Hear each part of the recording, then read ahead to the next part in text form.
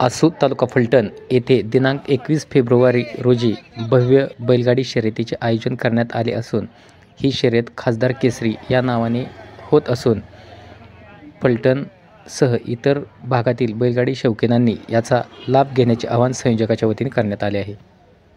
21 रोजी आसू या ठिकाणी भव्यदिव्य असं बैलगाडा शर्यतीचं आयोजन करण्यात आलेलं आहे.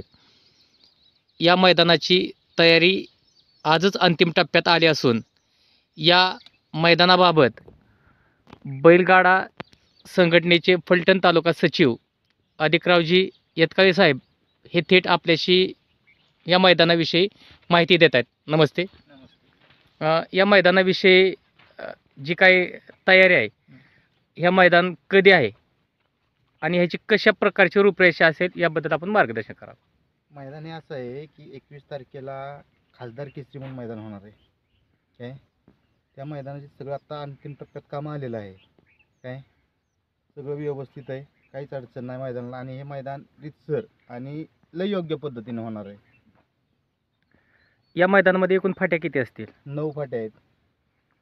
फाट्यामधलं जे अंतर आहे ते फाट्यामधलं अंतर काय असेल? आता 14 फूट अंतर आहे फाटीत, 900 फूट पल्ला आहे. त्याचबरोबर जे नियम आहेत हे नियम कशा पद्धतीने असणार आहेत? हे शासनाचे जे घालून दिलेले नियम आहेत त्याच पद्धतीने सगळे नियम असतील. लॉबी टच बद्दल कशी संकल्पना असेल? लॉबी टचच राहणार आहे इथं, कारण की आम्ही फाटी ही आमची बरोबर 14 फुटाची आहे. काय बाहेरच्यासारखं 9, 10, 12 फुटाच्या फाट्या नाही त्या. त्याचबरोबर मैदानाची जी नोंदणी असेल ही नोंदणी कशा पद्धतीची असेल? नोंदणी शक्यतो आम्ही ऑनलाईन करणार आहे. का की जानती बाबा मैदान आपलं वेळेत पूर्ण पार पाडावं यासाठी. ठीक आहे. तालुका फलटण येथे दिनांक 21 फेब्रुवारी रोजी जे मैदान होतं आहे त्या मैदानाचे जे संयोजक आहेत ते संयोजक या मैदानाबाबत माहिती देत आहेत. नमस्ते. दिनांक 21 रोजी या ठिकाणी आसू बसस्टँड नजीक बैलगाडा शर्यतीचं मैदानाचं आयोजन केलेलं आहे. शिवजयंतीचं औचित्य साधून आणि खासदार रणजितसिंह नाईक निंबाळकर यांच्या वाढदिवसाचं निमित्त साधून या ठिकाणी बैलगाडा शर्यतीचं आयोजन केलेलं आहे. यामध्ये सर्व आसू ग्रामस्थ सहभागी आहेत.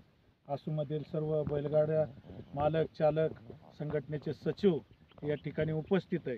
हे मैदान हे गावासाठी एक अत्यंत चांगलं मैदान या ठिकाणी होणार आहे की गावची एक शान असावी.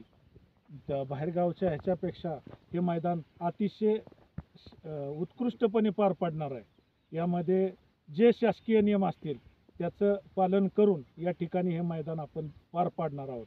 या मैदानाचं पहिलं बक्षीस 1,21,000 चषक, तसेच दुसरं बक्षीस 81,000, तिसरं बक्षीस 61,000, चौथं बक्षीस 41,000, पाचवं बक्षीस 31,000, सहावं बक्षीस 21,000, सातवं बक्षीस 11,000 अशी बक्षिसाची प्रत राहणार आहे.